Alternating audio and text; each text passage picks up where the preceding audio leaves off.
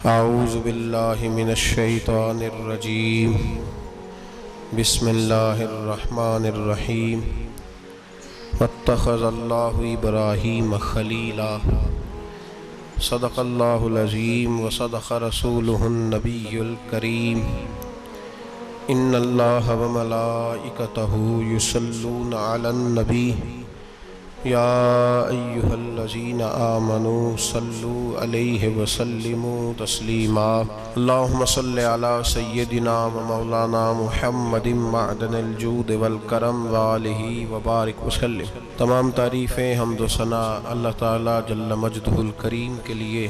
زاں بعد درود و سلام نبی محترم شفیع محتشم آقا کل ختم رسول دانائے سبل احمد مجتبیٰ جناب حضرت محمد مصطفیٰ صلی اللہ تعالی علیہ وسلم کی ذات والا صفات کے لیے حمد و صلات کے بعد، عزیز دوستو، بزرگوں اور بھائیوں، حضرت سیدنا ابراہیم خلیل اللہ علی نبی نام علیہ السلام کا تذکرہ قرآن مجید نے کئی جگہوں پہ بیان فرمایا ہے۔ نبی پاک صلی اللہ تعالی علیہ وسلم نے ارشاد فرمایا کہ میں ملت ابراہیم پہ ہوں۔ حضرت ابراہیم علیہ السلام کے سیرت کو، سوانے کو، ان کی زندگی کے واقعات کو قرآن مجید نے متعدد مقامات پہ بیان کیا۔ انبیاء کرام علیہ السلام 1,24,000 کم و بیش ہوئے، لیکن دین اسلام میں نبی پاک علیہ السلام کی امت میں جو مقام حضرت ابراہیم کا ہے وہ بس انہی کا ہے۔ ان کی زندگی ایک بڑی خوبصورت، بڑی منفرد اور مسلمانوں کے لیے بڑی اسوہ نور دینے والی زندگی ہے۔ نبی پاک صلی اللہ علیہ وسلم نے فرمایا میں اپنے باپ حضرت ابراہیم کی دعا بن کے دنیا میں آیا ہوں، اور پھر محبوب پاک سید عالم صلی اللہ تعالی علیہ وسلم نے اپنی امت میں بھی جناب ابراہیم کے طریقے کو جاری رکھا۔ صحابہ نے قربانی کے بارے میں حضور سے پوچھا ما ہذہ الاضحیہ، یا رسول اللہ صلی اللہ علیہ وسلم یہ قربانی کیا ہے؟ تو فرمایا سنت ابیکم ابراہیم، یہ تمہارے باپ حضرت ابراہیم کا طریقہ ہے، یہ تمہارے باپ حضرت، حالانکہ قربانی نبی پاک صلی اللہ علیہ وسلم کا بھی طریقہ ہے، لیکن فرمایا تمہارے باپ حضرت ابراہیم کے ذکر کو باقی رکھا۔ اللہم صلی علی محمد وعلی آل محمد کما صلیت علی ابراہیم وعلی آل ابراہیم، ان کے تذکرے کو باقی رکھا دین کے اندر۔ حضرت ابراہیم بڑی امتیازی شان والے نبی ہیں، بڑی امتیازی شان والے۔ رب کریم کا وہ دوست جس نے کوئی چیز بچا کے نہیں رکھی، ہر شے ہی اپنے رب کی بارگاہ میں پیش کر دی۔ چند چیزوں سے انسان کو بڑا پیار ہوتا ہے، گھر اسے بڑا پیارا ہوتا ہے۔ وہ بڑا خوبصورت ہوٹل، 5 سٹار ہوٹل میں رہا، وہ اسلام آباد گیا، کسی سفر پہ گیا تو بڑے اعلیٰ قسم کے اس کو کھانے ملے، بڑی چیزیں ملی، لیکن کبھی دائیں کروٹ کبھی بائیں کروٹ۔ تو ساتھ بیڈ پہ دوست تھا تو اس نے کہا صاحب سو جاؤ، تو اس نے کہا یار جو مزہ اپنے گھر میں سونے کا ہے وہ کسی اور جگہ تھوڑی ہے۔ گھر بڑا پیارا ہوتا ہے، انسان لگاؤ ہوتا ہے، جس بے تکلفی سے، سکون سے، آرام سے انسان اپنے گھر میں وقت بتاتا ہے، کہیں اور مشکل ہو جاتا ہے۔ دوسرا، انسان کو اولاد بڑی پیاری ہوتی ہے، بڑی عجیب شے، نہ ہو تب بھی بڑا دکھ ہے، اور ہونے کے بعد بھی اس کی بڑی آزمائشیں ہیں۔ یہ بڑی ایک میٹھی چیز ہے۔ اولاد ایک بڑا عجیب سا میوہ ہے، پتہ نہیں یہ کس انجیکشن کا نام ہے کہ چھاتی پر چڑھ جائے تو اللہ سکون عطا فرما دیتا ہے، پتہ نہیں کس ٹھنڈی دولت کا نام رب کریم نے اولاد رکھا ہے۔ بڑی پیاری ہوتی ہے اولاد۔ پھر تیسری چیز انسان کی اپنی جان ہے، اور یہ اتنی قیمتی شے ہے کہ اللہ کریم نے فرمایا کہ اگر تیری گردن پہ کوئی آدمی پستول رکھ کے، تلوار تیرے گلے پہ رکھ کے کہے نہ کہ رب کا انکار کر دے ورنہ مار دوں گا، تو فرمایا وقتی طور پہ میری ذات کا انکار کر پر جان بچا جا۔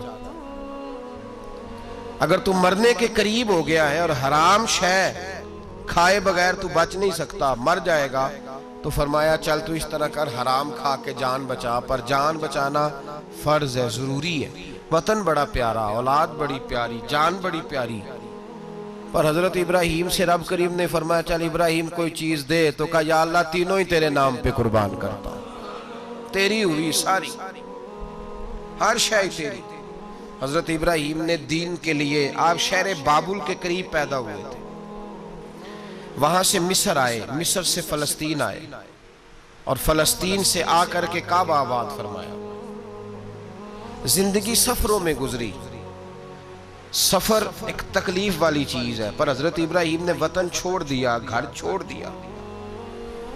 جان بڑی عزیز ہوتی ہے اصل میں نا، جب انسان جد و جہد کرتا ہے نا دین کے لیے، تو اس کے رستے میں بڑی چیزیں آتی ہیں، کبھی اولاد، کبھی گھر، کبھی باہر، کبھی حکومتیں، کبھی سیاستیں، کبھی چدراہٹیں، اس کے رستے میں بڑا کچھ آتا ہے، اور اسے ہر چیز کو فیس کرنا پڑتا ہے۔ گھر کے اندر بھی جنگ ہوتی ہے اور گھر کے باہر بھی لڑائی ہوتی ہے، یہ آسان ہے ہی نہیں۔ ہم تو خیر ہتھیار چھوڑ کے پھینکنے والے لوگ ہیں، ہم بھولے بھالے لوگ ہیں، ہم کہتے ہیں میں نے تو کہا تھا مہندی نہ کرو، پر بیٹے نہیں مانے، بھولے جو ہوئے۔ اسی طرح حالانکہ اگر وہ بیٹا کہے نا کہ ابا جی لاؤ زندگی میں سارا کچھ میرے نام کرو، تو پھر ہم بھولے نہیں ہوتے، اور اس وقت ہم تیز ہوتے ہیں، کہتے ہیں یہ کیسے ہو سکتا ہے، ہاتھ کاٹ کے دے دوں۔ اس وقت نہیں، دین کے معاملے میں بھولے ہوتے ہیں۔ بیٹا بد مذہب کے پاس جا رہا ہے تو اس وقت ہم بھولے بھالے ہیں، کوئی عرض نہیں، لیکن اگر وہ اپنی پسند کی شادی کرے ہمیں کراس کر کے، پھر ساتھ ہی ہم تیز ہو جاتے ہیں۔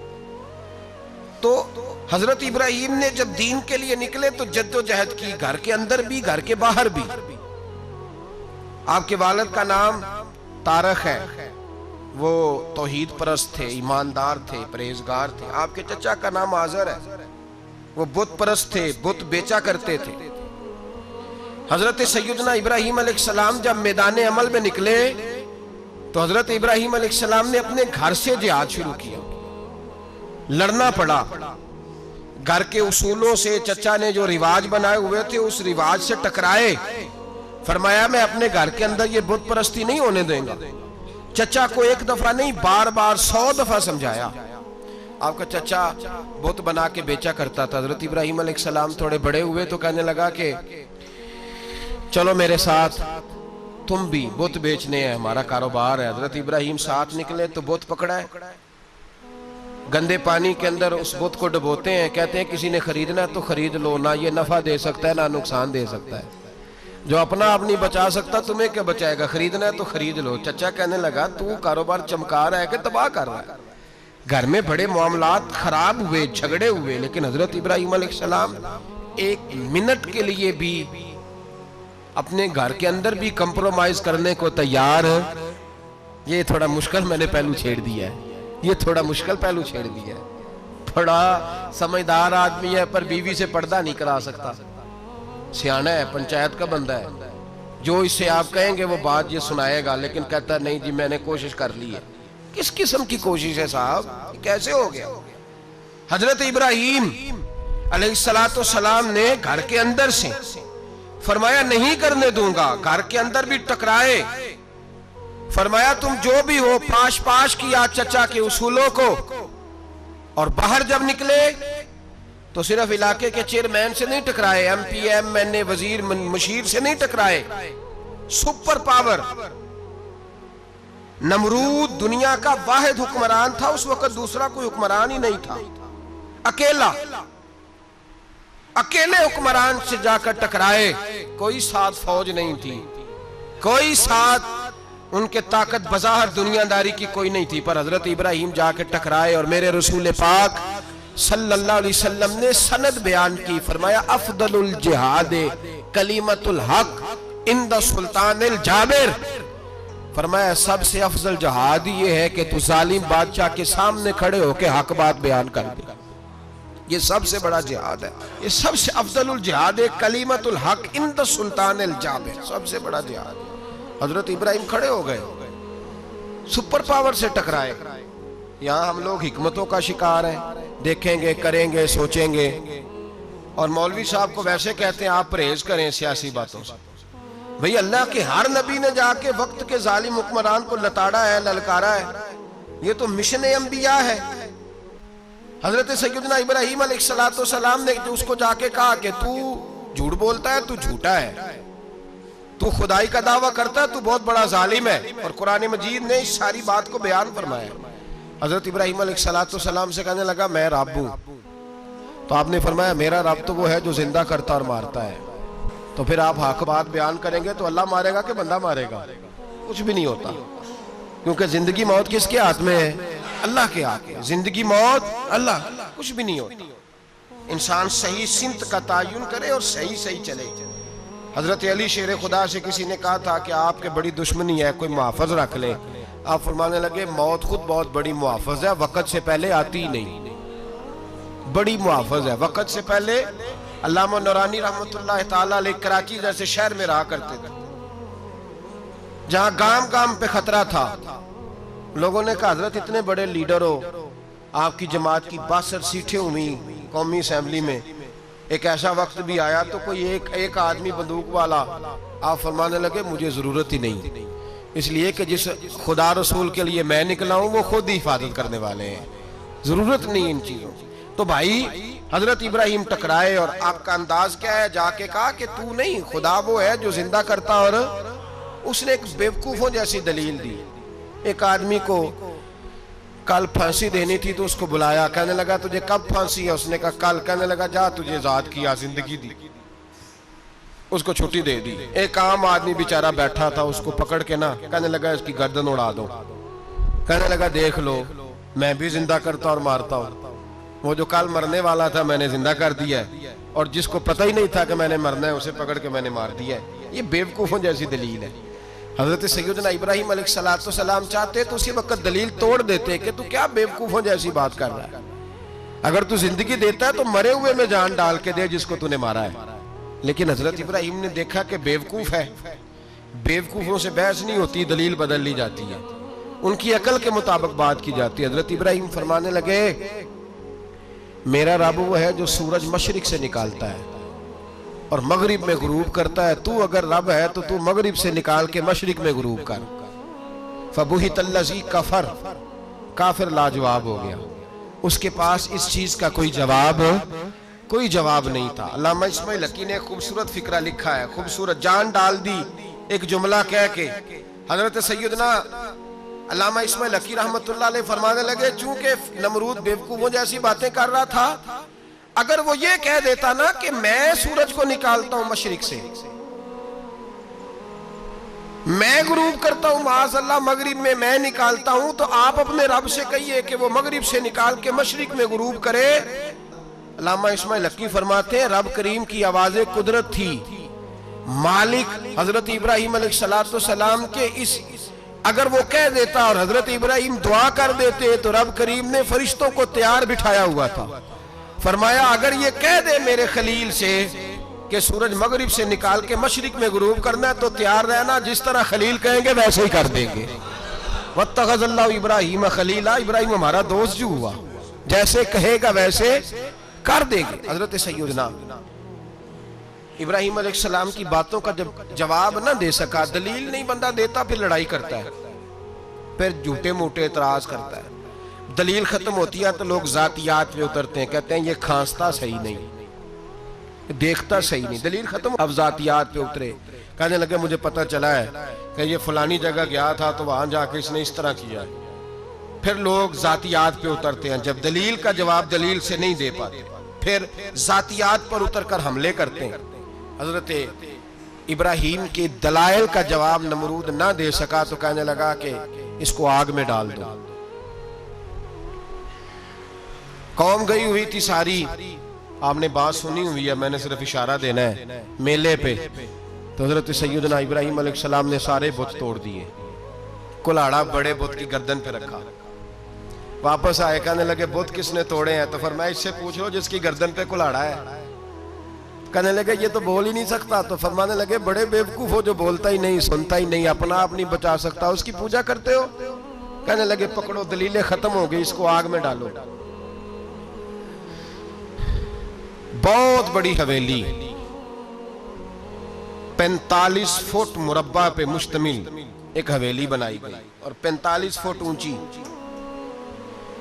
मुख्तलिफ रिवायात अल्लामा इस्माइल हक्की कहते हैं कि 3 महीने तक नमरूद ने कहा कि इसके अंदर लकड़ियां डालो। लोग पूछने लगे कितनी दुनिया जलानी है? कहने लगा बंदा तो एक जलाना है, पर बंदा बड़ा तगड़ा है, एक बंदा। 3 महीने लकड़ियां डाली गई। और लोगों की जो तुहम्मात होती है ना, वो बड़ी अजीब होती हैं। तुहम्मात मैंने बड़ी तफसील से रमजान मुबारक में गुफ्तगू की थी।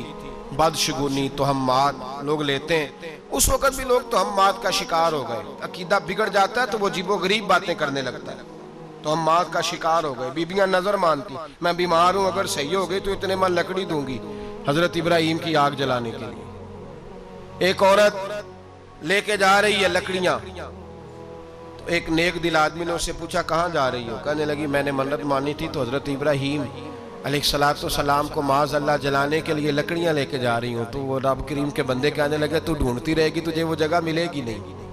वो बीबी कई महीने घूमती रही, जगह ही नहीं मिली जहां लकड़ियां डाली, मारी गई। तो हम्मात का शिकार हुए बहुत सारे लोग। तो हम्मात का भाई, तो हम्मात दीन के अंदर मना है। तो हम्मात दीन में कोई नजर मानना, कोई किसी बुजुर्ग के मजार पे जाके साले सवाब के लिए कोई चीज मानना, ये तो दुरुस्त हुआ। लेकिन गैर शरी नजरें मान लेना कि मैं आके गिर्द चक्कर लगाऊंगा, मैं जनाब वहां जाके ये वाला तमाशा करूंगा, मैं धागा बांधूंगा, मैं रस्सा काटूंगा, मैं वहां गंदे औ से पानी पीऊंगा, इनकी शरीयत इजाजत, ये तो हम्मात है, बदशगुनी है। दीन में इनकी कोई गुंजाइश। आप नजर मानने से पहले भी किसी आलिम से राब्ता करें कि मैं मन्नत मांगने लगा हूं तो कैसे माननी चाहिए, उसका तरीका पूछें। ऐसे ही गलत चीज की मन्नत थोड़ी मान ली जाएगी। बहरहाल आमदाम बरसरे मतलब हजरत इब्राहिम के लिए आग जलाई गई। 45 फुट ऊंची आग है, परिंदा भी ऊपर से गुजरता है तो नीचे गिर जाता है जल के। इतने दिन लगा के आग जलाई गई। अब हजरत इब्राहिम को जलाया जाने लगा है। यहाँ तो मौजे है ना, जो किसी इदारे का सरबराह है उसके लिए मौज है, किसी जगह ऑफिसर बन गया तो मौज है, पीर साहब के लिए मौज है, अल्लामा साहब के लिए मौज है, खतीब साहब के लिए मौज है। जलना किसको पड़ता है? बहाल ही कोई नहीं रहा इल्ला माशाअल्लाह। वो लोग गुजर गए जो तकलीफें सह के काम करते थे, गुजर गया जमाना। हजरत सैयदना इब्राहिम अलैहिस्सलाम को जलाया जाने लगा है तो अब इतनी बड़ी आग है तो डाले कैसे?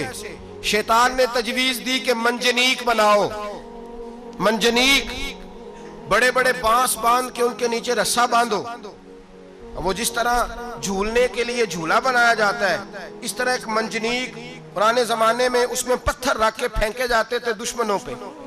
वो मंजनीक बनाई गई कि दूर से हजरत इब्राहिम को फेंकेंगे। हाथ हजरत इब्राहिम के बांध दिए, पांव मुबारक बांध दिए, पूरी जमीन पे एक नाम लेने वाला खुदा का। और उसको आज रस्सियों में जकड़ा हुआ है। जब फेंका जाने लगा ना आग में, हूरे रोने लगी, फरिश्ते तड़पने लगे, ए अल्लाह ये क्या होने लगा है? एक तेरा खलील और वो भी आग में। फरमाया जाओ जाके उससे कहो अगर तुम्हारी मदद लेता है तो उसे बचाओ। हवा का फरिश्ता आया, कहा इब्राहिम अगर तू कहे। ओ भाई, इन चीजों को कहानी समझ के ना सुना करें, ये दास्तान नहीं, ये वो तरीके हैं जो हमारे रसूल ने हमें अपनाने का हुक्म इरशाद फरमाया है।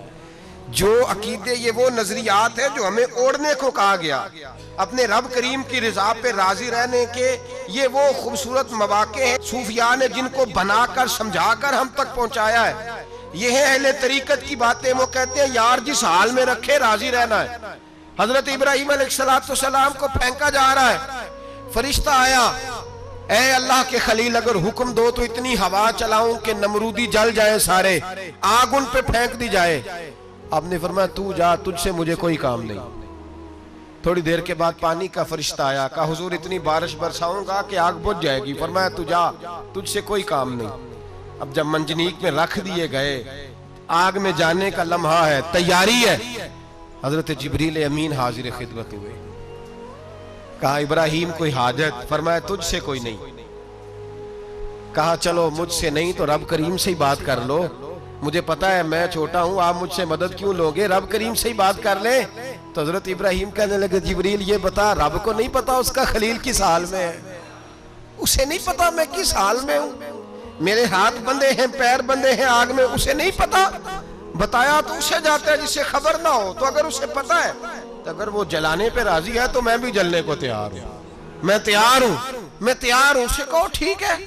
حضرت سیدنا ابراہیم علیہ السلام کو منجنیق میں ڈال کے جو پھینکا آگ میں، یا نار کونی بردم و سلاما علی ابراہیم، اللہ نے فرمایا اے آگ میرے ابراہیم پہ ٹھنڈی بھی ہو جا اور سلامتی والی بھی ہو جا۔ حضرت ابراہیم کو 2 فرشتوں نے بٹھا دیا زمین پہ، پھول کھلے ہیں، کونپلیں مہک رہی ہیں، کلیاں خوشبو دے رہی ہیں۔ حضرت ابراہیم نے سر سجدے میں رکھ دیا، سبحان اللہ والحمدللہ ولا الہ الا اللہ واللہ اکبر۔ حضرت ابراہیم اللہ کی تسبیح پڑھنے لگے، رب کریم کا شکر بجا لانے لگے۔ نکلے وہاں سے، کچھ دن گزر گئے، نکلے، حکم ہو گیا ابراہیم علاقہ چھوڑ دو۔ حضرت ابراہیم علیہ السلام وہاں سے نکل کے مصر آئے، چچا کے پاس ٹھہرے۔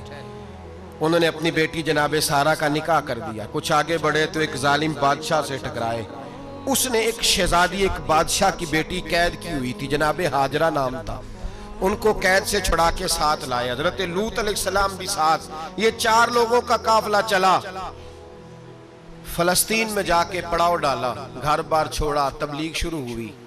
حضرت ابراہیم کے گھر میں 2 خواتین ہیں، ایک آپ کی بیوی ہیں، ایک حضرت ہاجرہ ہے، اولاد کوئی نہیں، بڑا میوہ میٹھا، گھر وہی آباد ہوتا ہے جس میں بچے روتے ہیں، گھر ہوتا ہی وہ ہے جس میں بچوں کی چنچناہٹ ہوتی ہے، بھن بھناہٹ ہوتی ہے۔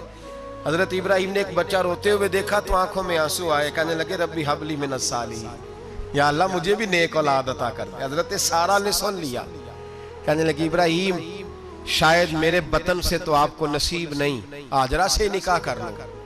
جناب ہاجرہ سے نکاح ہوا۔ اللہ تو بڑا بے نیاز ہے، رب کریم نے حضرت اسماعیل جیسا خوبصورت بیٹا عطا فرمایا۔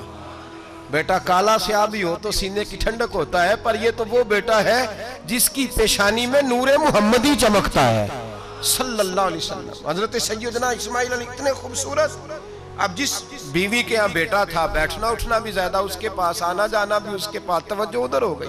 جناب سارہ رشک کرنے لگی، ایک دن کہنے لگی اسے چھوڑا جنگل میں، وادی غیر ذی زرع، مکے کے پاس۔ بھائی ایک بیٹا عالم دین بنا لو، کہنے لگا روٹی کہاں سے کھائے گا؟ تیرے 5 بیٹے ہیں، کو حافظ قرآن بنا، کہتے روٹی کہاں سے کھائے گا؟ وہ بچہ بھی کہتا ہے میں کہاں سے کھاؤں گا؟ حضرت ابراہیم علیہ السلام تو چند مہینے کا بچہ چھوڑ آئے، تو کہاں سے روٹی کھائی حضرت اسماعیل نے؟ کہاں سے کھائی ان کی اماں نے روٹی؟ بھوکے مر جاتے ہیں یہ سارے۔ میں بڑی ذمہ داری سے کہا کرتا ہوں کہ جتنی خوبصورت روٹی اللہ کریم دین کے خادموں کو عطا کرتا ہے شاید کسی اور کے نصیب ہوتی ہو، لیکن ہم لوگ توجہ ہی نہیں کر رہے، ہمارا ذوق ہی نہیں بن رہا، ہم یہ محنت ہی نہیں کر رہے کہ قوم کو مستند علماء کی ضرورت ہے، علاقوں کے علاقے خالی ہیں، ادھر ہمارا مزاج ہی نہیں بن رہا، توجہ ہی نہیں دین کی خاطر۔ اور پھر چلے بچے تو بعد کی بات ہے نا، جو ابھی خود جوان ہے وہ بھی یہ دعا، ایک صاحب مجھے کہنے لگے میں دعا مانگ رہا ہوں اللہ مجھے بیٹا دے تو میں اسے دین پہ لگاؤں گا، تو میں نے کہا آپ بھی بوڑھے نہیں ہوئے، آپ خود ہی لگ جائیں، بیٹا تو ابھی آئے گا تو لگے گا نا، تو آپ تو اس وقت ہے تو آپ تو پہلے لگے نا صاحب، 2 گھنٹے تو نکال کے آئے، دین سیکھنے کو کافی ہے۔ آپ اتنی لمبی سوچ رہے ہیں کہ بچہ آئے گا تو بڑا ہوگا تو وہ جائے گا تو دیکھی جائے گی، ابھی تو آپ ہیں تو آپ تو آؤ۔ حضرت ابراہیم نے بچہ وہاں چھوڑا۔ یہاں سے جو عمرہ کرنے لوگ جاتے ہیں نا، جو حج کرنے جاتے ہیں، ان کو پتا ہے کہ وہاں دنیا کی ہر نعمت ملتی ہے، پھر بھی ڈبل ٹرپل پیسے لوگ جیبوں میں ڈال کے جاتے ہیں۔ حضرت ابراہیم جب وہاں لے کے گئے تو کوئی انسان نہیں تھا، پانی کا قطرہ نہیں تھا، 2 کلو کھجوریں، ایک مشکیزہ، بیوی کو تھمایا۔ ہمارے گھر میں ہزاروں چیزیں پڑی ہیں، لیکن وہ جو توکل ہے نا وہ ختم ہو گیا ہے۔ اللہ دے گا، حلال حلال پہ قناعت کرے، جائز جائز پہ بھروسہ کرے، رب کریم عطا کرنے والا ہے، وہ مزاج ختم ہو گیا۔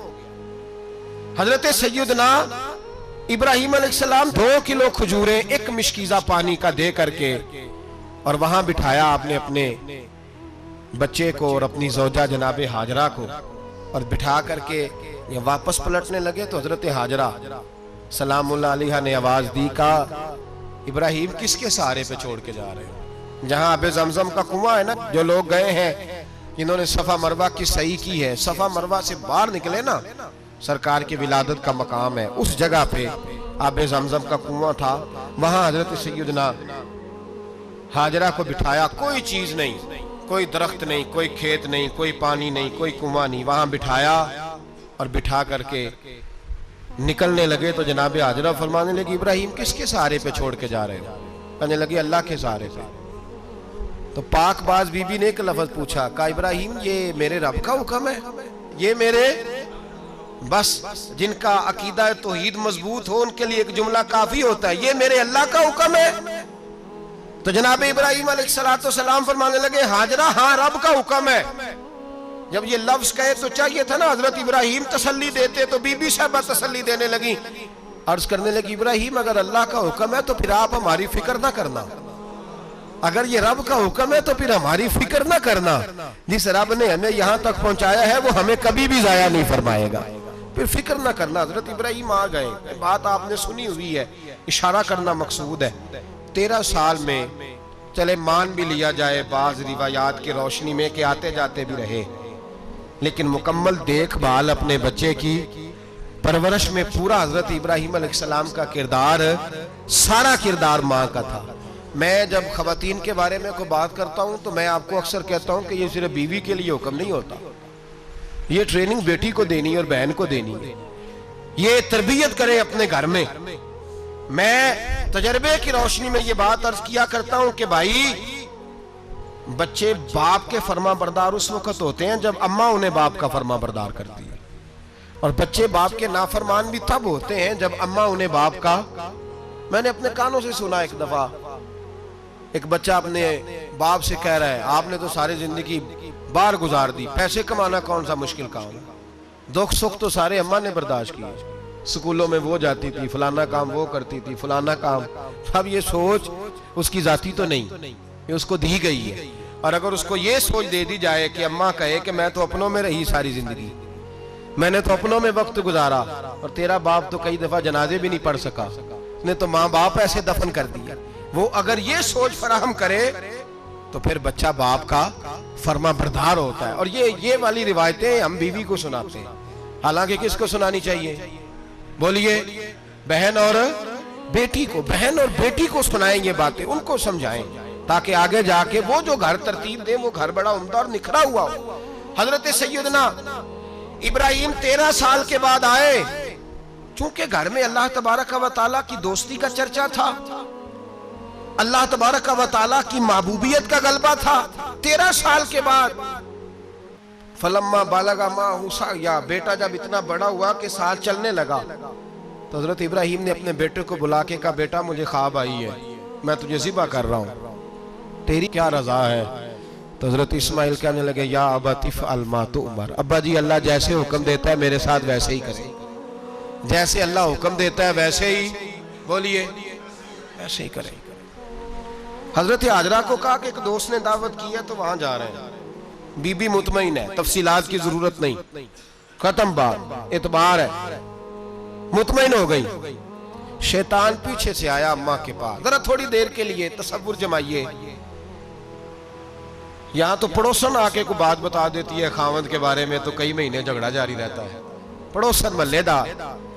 شیطان نے آ کے بتا لفظ کیا ہے؟ کہا حضرات تمہیں پتا ہے کہاں جا رہے ہیں؟ کہا دوست کی دعوت میں. تو کہنے لگے دوست کون ہے؟ رب کریم. اور ابراہیم کا خیال ہے کہ اس رب نے مجھے حکم دیا ہے کہ میں ذبح کروں. تو حضرت ہاجرہ کہنے لگی کبھی باپ بھی بیٹے ذبح کرتے ہیں؟ شیطان کہنے لگا ان کا خیال ہے کہ ان کے رب نے حکم دیا ہے. تو جناب ہاجرہ فرمانے لگی اگر رب نے حکم دیا تو پھر تو مجھے شیطان لگتا ہے، تو مجھے شیطان لگتا ہے. کہا کیا مطلب؟ فرمانے لگی اگر رب کریم کا حکم ہے تو میرے پاس ایک اسماعیل ہے، اگر 1000 بھی ہوتے میں سارے اللہ کے راستے میں پیش کر دے دیتی. مالک کا ہی تو ہے سارا کچھ، اسی کا ہے، اس میں لیت اللہ کی کیا گنجائش. حضرت سیدنا ابراہیم علیہ السلام نے بیٹے کے حلق پہ چھری رکھ بھی دی اور چھری چلا بھی دی، رکھ بھی دی، اور وہ تو اللہ کریم نے فرمایا یا ابراہیم قد صدقت الرؤیا، ابراہیم تو نے خواب سچا کر دکھایا، وہ قیامت تک تیرا نام رہے گا. حضرت ابراہیم نے وطن بھی دیا، جان بھی دی، بیٹا بھی. اللہ کریم نے دمبے دیے، فرمایا یہ فدیہ ہے. اب یہ قربانی قیامت تک حضرت ابراہیم کے طریقے کے مطابق جاری ہے. حضرت ابراہیم بہت بڑے مہمان نواز تھے, بہت بڑے. آپ جب مصر میں قیام تھا تو بڑے بڑے لمبے چوڑے لنگر پکتے تھے, لوگ آیا جایا کرتے تھے, بڑا تفصیل کے ساتھ کھانا ہوتا تھا. مہمان نوازی آپ کی خاص صفت مبارکہ ہے. ہمارے ہاں بھی مہمان نوازی ہوتی ہے امیروں کی, بلکہ اب تو مہمان نوازی اس طرح کی ہے کہ کل تیری میرے پاس دعوت ہے اور پرسوں میری تیرے پاس ہے. وہی امیروں میں وہ چکر رہتا ہے, پارٹیاں دوست ایک دوسرے کو ڈالتے ہیں, تیری طرف پارٹی تیری طرف. اور اسی انداز میں اب یہ عید آئے گی نا, ٹکا پارٹیاں ہوں گی جگہ جگہ. اور لوگ سوال پوچھنے لگے ابھی سے, کہتے ہیں قربانی کا کتنا گوشت گھر رکھنا جائز ہے, قربانی کا کتنا گوشت گھر رکھنا جائز ہے؟ سارا ہی جی. اس لیے فریزر لے لے, فریج سے نہیں کام چلے گا. سارا ہی جہاز گھر رکھنا سارا ہی جائز ہے, رکھ لے. او خدا کے بندے, قربانی وہ بندہ دیتا ہے جو سارا سال ہی گوشت کھاتا ہے. صحیح کہہ رہا ہوں؟ قربانی صاحب نصاب صاحب استطاعت بندہ دیتا ہے نا, تو وہ سارا سال ہی گوشت, تو سارا گھر میں رکھنا بھی جائز ہے, لیکن سارا دے دینا بھی. تو جو آ رہی ہے اس پہ کیوں توجہ کرتے ہو, جو دوسرا جائز ہے اس پہ کیوں نہیں عمل کرتے؟ سارا تقسیم کر دیں, بات ختم ہوئی. یقین کریں, محرم میں جا کے دوست ٹیلی فون کر کے سوال پوچھتے ہیں, کہتے ہیں صاحب سنا ہے قربانی کا گوشت محرم میں کھانا جائز نہیں. میں کہ نہیں, ربیع الاول بھی جائز جائے, رجب رمضان تک کھاؤ, کوئی بندہ نہیں منع کرتا. اس لیے کہ کسی کو دینا تو پسند ہی نہیں. یہاں پھر اس میں سے جو خاص چیزیں ہیں وہ اپنی فریج میں, اور باقی جو ہے وہ دوسروں کے لیے. یہ کیا طریقہ ہے ہمارا, اور اسی پہ عمل ہے. اللہ تبارک و تعالی ہمیں سمجھنے کی توفیق عطا فرمائے. حضرت ابراہیم بہت بڑے مہمان نواز تھے. صرف قربانی نہیں دیتے تھے, سارا سال بہت سارا لنگر, بہت سارا کھانا پینا, بہت ساری چیزیں جاری رہتی. اور جتنے غریب لوگ تھے فلسطین کے, ان کو پتا تھا کہ حضرت ابراہیم علیہ السلام کا لنگر جاری ہے. فلسطین میں جب آپ کا قیام تھا, ایک دفعہ ڈھیروں مہمان آ گئے اور کھانے کو کوئی چیز نہیں. حضرت سارہ اور جناب ہاجرہ دونوں اس وقت موجود تھیں. وہ کہنے لگی ابراہیم بہت سارے مہمان آ گئے تو کیا کریں؟ جناب سارہ کہنے لگی کس طرح کر کے ان کی مہمان نوازی کرنی. اور حالات یہ ہیں کہ قحط پڑا ہوا ہے فلسطین میں, مصر میں, دور دراز علاقوں میں. تو حضرت ابراہیم کہنے لگے یہ اللہ کے مہمان ہیں اور ہمیں رب کریم کا بندہ سمجھ کے آ گئے, اللہ ہی بندوبست کرے گا. فرمانے لگے میرا مصر میں ایک دوست ہے, وہ قحط کے دنوں میں غلہ جمع کر لیتا ہے, میں اس کی طرف پیغام بھیجتا ہوں, مجھے امید ہے وہاں سے غلہ ملے گا. 2 3 5 اونٹ والے غلام بلائے اور ان کو کہا کہ جاؤ غلہ لے آؤ مصر کے دوست سے. وہ لوگ کہتے ہیں ہم غلہ لینے گئے. وہاں جب پہنچے تو حضرت ابراہیم خلیل اللہ علیہ السلام کا پیغام دیا تو آپ کا وہ دوست کہنے لگا غلہ تو بے شمار تھا, مجھے خبر نہیں تھی کہ حضرت ابراہیم کا پیغام آئے گا, تو میں تو سارا تقسیم کر چکا ہوں. لوگ لے گئے, اب تو کوئی شے نہیں. اب وہ خالی آ گئے, 5 کے 5 اونٹ. جب خالی آئے تو حضرت ابراہیم کی حویلی کی دیواریں چھوٹی چھوٹی تھیں. ان غلاموں میں سے, خادموں میں سے, آپ کے ان چاہنے والوں میں سے ایک کہنے لگا یار وہ غریب تو انتظار کر رہے ہوں گے کہ غلہ لینے گئے ہیں, ہمیں روٹی ملے گی. چھوٹی چھوٹی دیواریں ہیں, وہ جب دیکھیں گے نا خالی آ گئے تو انہیں تکلیف ہوگی. اس طرح کرو بوریوں میں ریت بھر لیتے ہیں, ریت بھر کے لے جاتے ہیں, بعد میں اندر رکھ کے انہیں سمجھا بہلا لیں گے, یا حضرت ابراہیم کو بتائیں گے, وہ خود ہی ان لوگوں کی دلجوئی فرمائیں گے. اب غلہ کی جگہ ریت بھر کے اونٹوں پہ رکھ کے لائی گئی. لا کے بوریاں جب رکھ دی گئیں, حضرت ابراہیم علیہ السلام دوپہر کے وقت آرام فرما رہے تھے.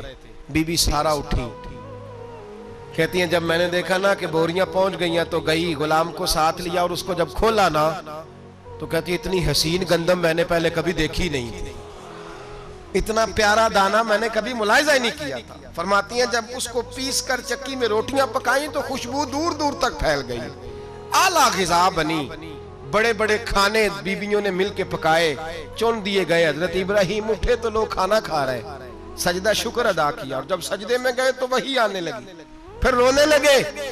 جب پلٹ کر باہر تشریف لائے تو جناب سارہ کہنے لگی ابراہیم تمہارا مصری یار بڑا اچھا ہے, اس نے اتنی اعلیٰ گندم بھیجی ہے کہ اتنی تو میں نے پیاری گندم کبھی دیکھی نہیں.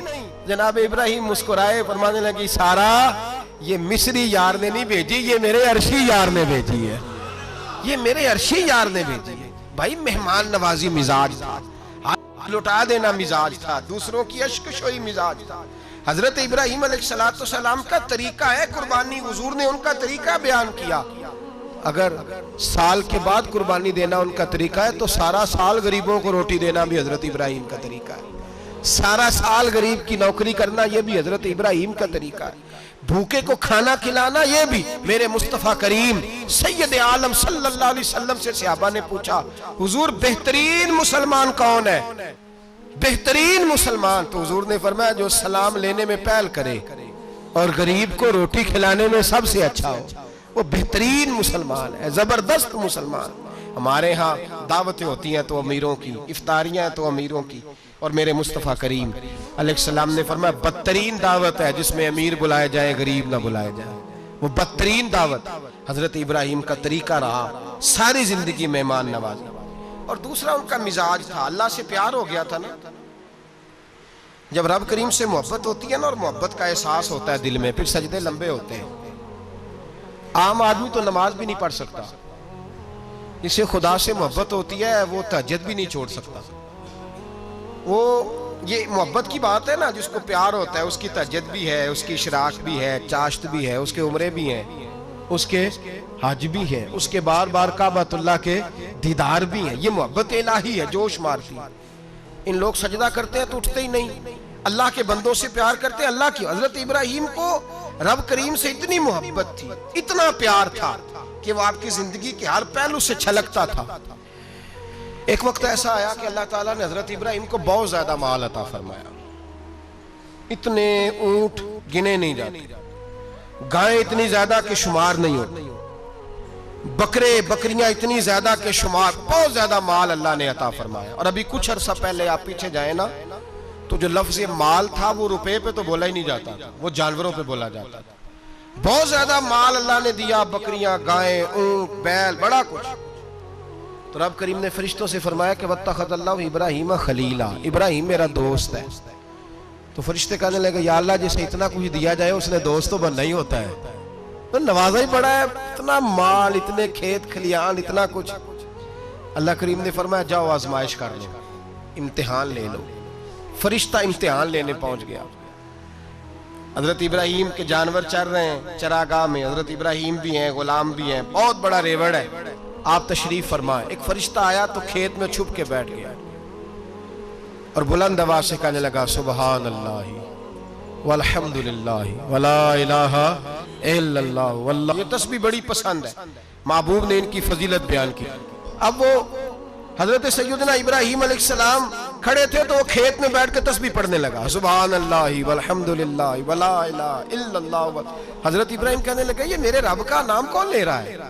بڑی اس کی میٹھی آواز ہے، بڑی، کون ہے؟ ڈھونڈنے لگے، گھومتے گھومتے اس کے پاس چلے گئے، فرشتہ انسانی شکل میں۔ تو میرے رب کا ذکر کر رہا تھا؟ اس نے کہا میں ہی کر رہا تھا۔ فرمانے لگے یار ایک دفعہ پھر نہیں کرتا؟ تو کہنے لگا ابراہیم پہلے تو میں اپنی مرضی سے کر رہا تھا، تو کہتا ہے تو پیسے لگیں گے، پیسے ہیں تو کر دیتا ہوں۔ حضرت ابراہیم کہنے لگے بول تو کیا لے گا، میرے اللہ کا ذکر سنانے کا کیا لے گا؟ کہنے لگا جتنی بکریاں آپ چرا رہے ہیں ساری دے دے تو میں اللہ کا ذکر سنا دیتا ہوں۔ آپ نے فرمایا بس جا تیری ساری ہوئی، میرے رب کا ذکر سنا۔ اور پھر شروع ہو گیا سبحان اللہ الحمدللہ ولا الہ الا اللہ واللہ اکبر۔ حضرت ابراہیم علیہ السلام کیف میں یار پھر ذرا سنا، نا علمہ وچ پھسا سانو تو یار دی گل سنا سان، ذرا دوبارہ سنا۔ پھر سنایا، ایک دفعہ پھر کہا، فرشتہ کہنے لگا بس جی آپ کے پیسے پورے ہو گئے۔ حضرت ابراہیم کہنے لگے چل ایک دفعہ اور سنا۔ کہنے لگا پیسے لگیں گے، تو کیا لے گا؟ کہنے لگا گائیں بھینسیں ساری میری۔ فرمایا بس یار اتنی قیمت، تو سنا صحیح، سارا کچھ ہی تیرا۔ پھر شروع ہو گیا سبحان اللہ والحمدللہ ولا الہ الا اللہ واللہ اکبر۔ گائیں دے دیں، بھینسیں دے دیں، وہ ذکر سناتا ہے۔ حضرت ابراہیم کبھی مچلتے ہیں، کبھی روتے ہیں، کبھی آہیں بھرتے ہیں، تو میرے رب کا نام لے رہا ہے، ذرا پھر سے لے۔ کیف جاری ہے۔ کہنے لگا بس بھائی۔ حضرت ابراہیم فرمانے لگے تو اور لے لے جو لینا ہے، مجھے ذکر سنا۔ اس نے کہا ابراہیم بکریاں میں لے چکا، گائیں بھینسیں میں لے چکا، اونٹ رہ گئے۔ سارے لے لوں گا پھر ذکر سناؤں گا۔ فرمایا کیا تیرا ہوا تو ذکر سناتا رہے، میں دیتا ہوں۔ دے دیا، کچھ دیر ذکر کیا تو اب خاموش ہو گیا۔ حضرت ابراہیم خلیل اللہ علیہ السلام فرمانے لگے ذکر سنا۔ کہنے لگا ابراہیم اب تیرے پاس دینے کو کیا ہے، ہر چیز تو میں لے چکا۔ آپ فرمانے لگے یہ گائے بھینسیں بکریاں چرانے کے لیے تجھے کوئی نوکر ملازم بھی تو چاہیے نا، تو اس طرح کر مجھے رکھ لے، میں روٹی نہیں مانگوں گا، کھانا نہیں مانگوں گا، تو اللہ کا ذکر سناتا رہنا، میں تیرے جانوروں کی نوکری کرتا رہوں گا۔ حضرت ابراہیم علیہ السلام نے جب یہ کہا نا، فرشتے کی آنکھوں میں آنسو آ گئے۔ تر دامنی پہ شیخ ہماری نہ جائیے، ہم دامن نہ چھوڑ دیں تو فرشتے وضو کریں۔ فرشتہ رو پڑا اور کہنے لگا ابراہیم مجھے سینے سے لگاؤ، آپ واقعی اس قابل ہے کہ اللہ آپ کو اپنا دوست بنائے، واقعی اس قابل ہے کہ رب آپ کو اپنا۔ حضرت ابراہیم علیہ السلام کا خدا سے محبت کرنے کا نرالا انداز، اور میرے بھائی یہی محبت انہیں میرے مصطفیٰ سے بھی تھی۔ ایک نبی گھر بنا رہا ہے، دوسرا بنوا رہا ہے۔ حضرت اسماعیل علیہ السلام پتھر اٹھا کے لا رہے ہیں، جناب ابراہیم بنا رہے ہیں۔ جب خانہ کعبہ بن گیا تو کہنے لگے ربنا وابعث فیہم رسولا، اے اللہ اب اسے بسانے کے لیے اپنا آخری رسول بھی عطا فرما۔ نبی پاک فرماتے ہیں میں دعا ہوں حضرت ابراہیم کی۔ یہ قربانی حضرت ابراہیم کا طریقہ ہے۔ حضور نے اگرچہ نبی پاک کی اپنی سنت تھی، یہ بھی کہہ سکتے تھے سنتی و سنتی ابیکم ابراہیم، میری سنت ہے اور تمہارے باپ ابراہیم کی سنت ہے، یہ نہیں فرمایا۔ جب صحابہ نے کہا قربانی کیا ہے، فرمایا سنت ابیکم ابراہیم، یہ تمہارے باپ ابراہیم کی سنت ہے۔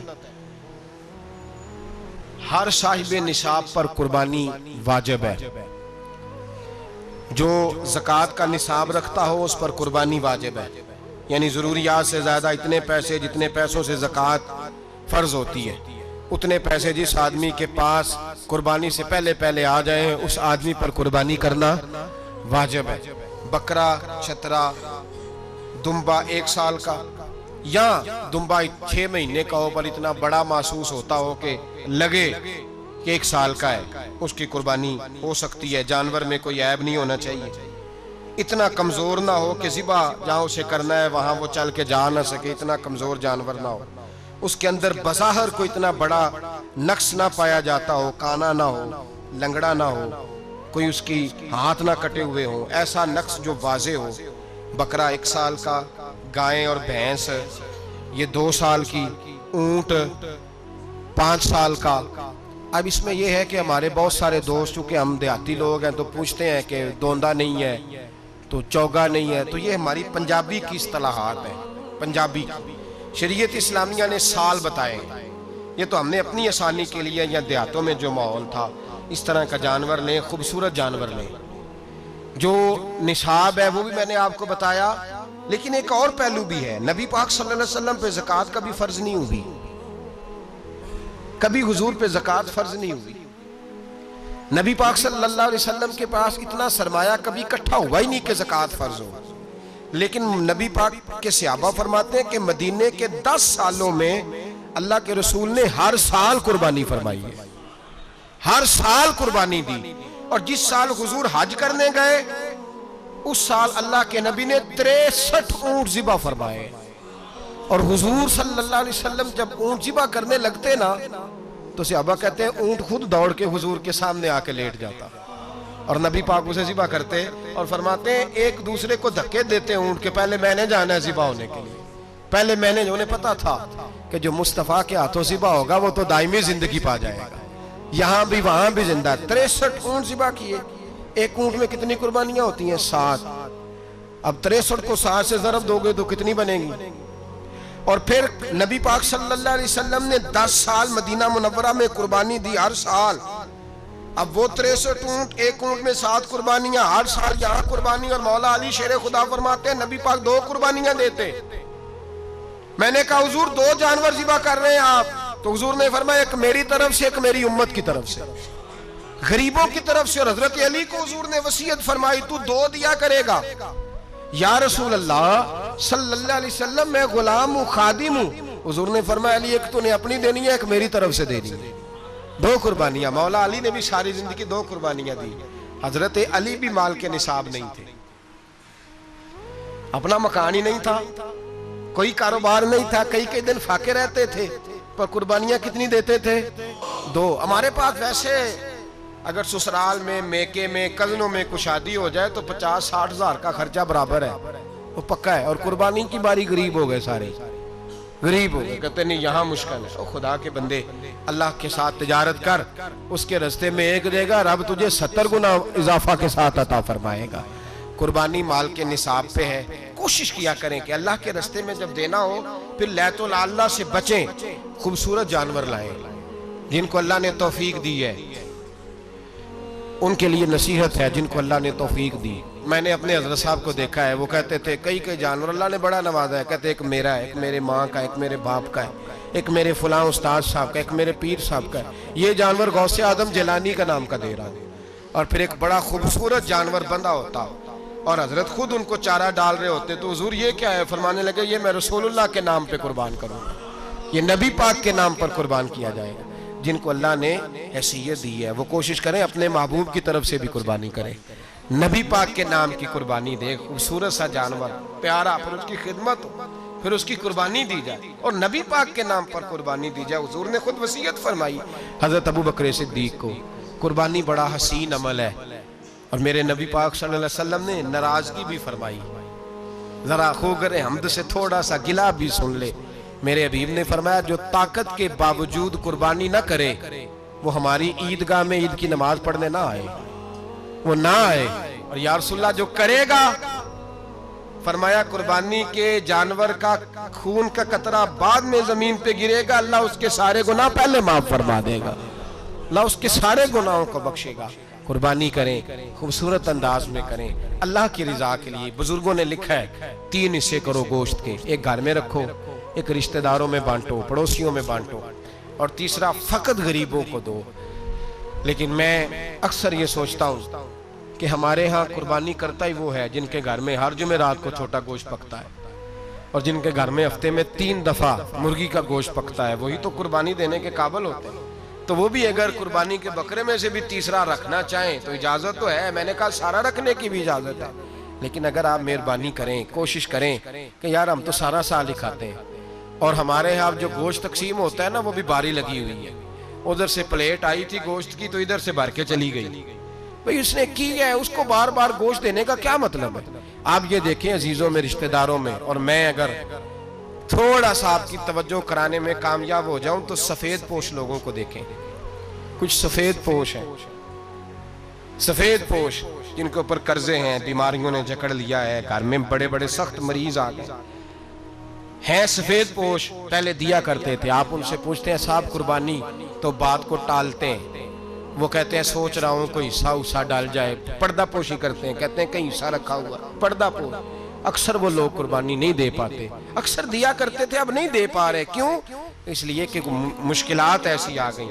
ان لوگوں کا خیال کریں، ان کے گھروں تک گوشت پہنچا کے آئیں، ان پر توجہ کریں۔ وہ سفید پوش آدمی کبھی ذکر نہیں کرے گا، کچھ تو ایسے ہیں جو خود پہنچ جاتے ہیں کہ ہمیں گوشت دیا جائے، لیکن کچھ سفید پوش ہیں لا یسألون الناس الحافا، اللہ فرماتے ہیں کچھ لوگ لپٹ لپٹ کے سوال نہیں کرتے، سفید پوشی کا بھرم رکھتے ہیں، کا مزاج نہیں۔ ان کی طرف دیکھیں، اپنے رشتہ داروں کو دیکھیں، خاص کر ان رشتہ داروں کو دیکھیں جن کا آپ کو پتہ ہے کہ غریب ہیں، مجبور ہیں، ان کے گھروں میں گوشت بھیجیں۔ غریب بیٹیوں، غریب بہنوں کا خیال کریں، اس طرف متوجہ ہوں، ان کے ساتھ اس نے سلوک کریں، اس طرف آپ لوگ خیال کریں۔ اللہ ہمیں سمجھنے کی توفیق عطا فرمائے۔